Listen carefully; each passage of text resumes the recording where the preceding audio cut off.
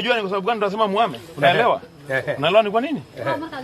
Unaelewa? Sukule mvua inaisha na hamba. Achana na mvua, mimi sinyesha mvua. Sasa utafanya nini? Unaelewa kwa sababu gani tunasema muame?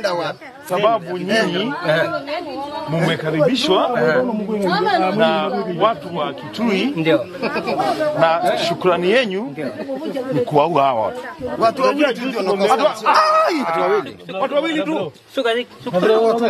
Watu wawili tu. Watu wawili tu mzee.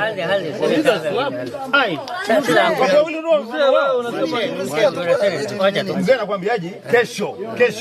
Kwanza wewe mwenyewe unakuja kuangalia hapa. Kesho mimi mwenyewe nakuja hapa. Saa 7 utakuwa. Watu kiunyama akiwa.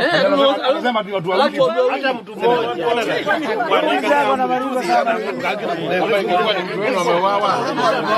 Kama ni mngesema watu wawili tu. Hapana, sio hiyo. Kwa nini asielewe? Basi leta mkalimani.